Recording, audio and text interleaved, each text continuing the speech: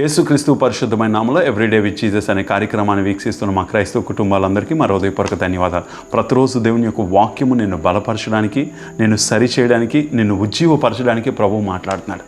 Social media ద్వారా కావచ్చు, లేకపోతే కొంతమంది స్టేటస్ ద్వారా కావచ్చు, కొంతమంది లేఖనాలు చదవడం వల్ల ఈరోజు సోషల్ మీడియా చాలా పెరిగిపోయింది. అందుకనే బైబిల్ తెరిచే సమయం లేకే ప్రభు ఇదొక అవకాశం ఇచ్చాడు. కానీ ఇది ప్రాముఖ్యం కాదండి. ఇది వింటున్నప్పుడు నువ్వు కూడా బైబిల్ తెరిచి చదవగలిగితే ఆ వాక్యం నిన్ను బలపరుస్తుంది, ఆ వాక్యం నిన్ను స్థిరపరుస్తుంది, ఆ వాక్యం నిన్ను సరిచేస్తుంది. మరలా చెప్తాను, వాక్యం బలపరుస్తుంది, వాక్యం నిన్ను స్థిరంగా ఉంచుతుంది, వాక్యం నిన్ను సరిచేయడానికి ఉపయోగపడుతుంది. ఈరోజు అపోస్తులైన పౌలు గలతీ సంఘానికి రాసిన ఒక లేఖన భాగాన్ని ధ్యానం చేసుకుందాం. గలతీ పత్రిక 5వ అధ్యాయము 13వ వచనం. బైబిల్ ఉంటే తెరిచి చదవడానికి ఇష్టపడదాం. సహోదరులారా, మీరు స్వాతంత్రంగా ఉండుటకు పిలువబడితిరి. అయితే ఒక మాట, ఆ స్వాతంత్రము శరీర క్రియలు హేతువు చేసుకొనక ప్రేమ కలిగిన వారే ఒకరినొకడు దాసులయ్యునుడి. చూడండి సహోదరులారా, మీకు స్వాతంత్రం ఉంది. ఈరోజు క్రైస్తవులకి ఎక్కువ స్వాతంత్రం ఉంటుందండి. ఈ మాట చెప్తున్నప్పుడు అనిపిస్తుంది, అవును నిజంగా క్రైస్తవులకి తరచుగా వాడే మాట ఏంటి తెలుసా? మనుషులు పైరూపాన్ని చూస్తారు, దేవుడు అంతరంగాన్ని చూస్తాడు. ఎక్కడైనా ఏ వస్త్రాలైనా వేసుకొని క్రైస్తవులు పాటలు పాడిన వాళ్ళు కావచ్చు, లేదా వాక్యం చెప్పిన వారు కావచ్చు, ఎలా ఉన్నప్పటికీ దేవుడు హృదయ రహస్యాలు చూసే దేవుడు. ఈ మాట స్వాతంత్రం ఉంది నీకు, అన్నిటినీ చేయుటకు స్వాతంత్రం ఉంది. కానీ ఒక మాట గుర్తుంచుకో, అవి శరీర క్రియలు నెరవేర్చడానికి కాదు, ప్రభు రాజ్యాన్ని కట్టడానికి.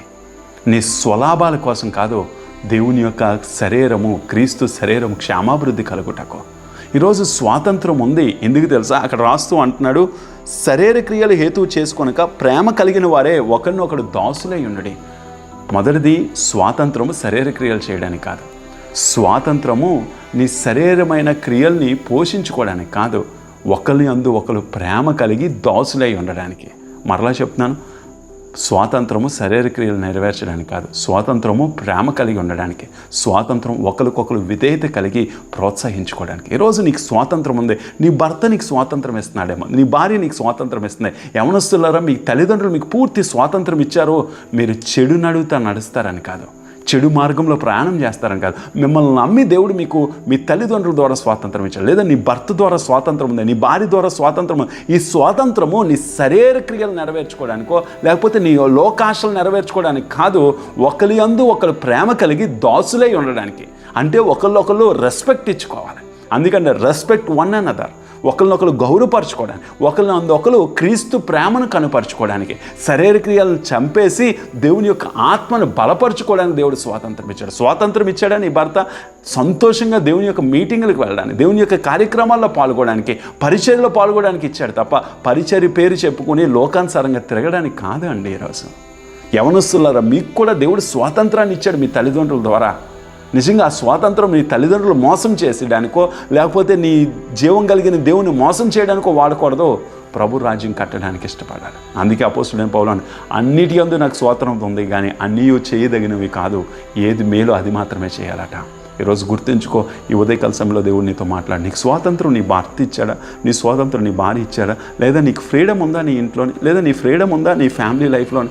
అవన్నీ ఎందుకు తెలుసా? శరీర క్రియలు నెరవేర్చడానికి కాదు ప్రియులారా, ప్రేమ కలిగి ఉండడానికి, ఒకరికొకరు దాసులై ఉండడానికి, ఒకరినొకరు ప్రోత్సహించుకోండి. నీ భర్త నీకు స్వాతంత్రం ఇస్తే తను ప్రోత్సహించు, లేదా నీ భార్య నేను స్వాతంత్రం ఇస్తే తన్ను ప్రోత్సహించు. ప్రేమ కలిగి ఉండండి.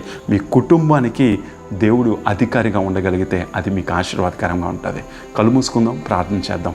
మా తండ్రి, మా ప్రభువా, ఈ ఉదయకాల సమయంలో నిజంగా మాకు స్వాతంత్రం ఇచ్చావు నీకు సన్నిహితులుగా అవ్వడానికి, మాకు స్వాతంత్రం ఇచ్చావు నీ నామాన్ని సన్నుతించడానికి, మాకు స్వాతంత్రం ఇచ్చావు మేము ఎక్కడున్నప్పటికీ నీ యొక్క నామాన్ని గణపరచడానికి, ఆ స్వాతంత్రాన్ని కుటుంబాల్లో ఆత్మీయమైన స్వాతంత్రాన్ని అనుభవించడానికి సహాయం దయచేయి. చూస్తున్న వాళ్ళందరి కుటుంబాల మీద, పిల్లల మీద, యవనస్తుల మీద నీ కృపా కనికరాన్ని వేడుకుంటూ అడిగి వేడుకొంచున్నాము తండ్రి.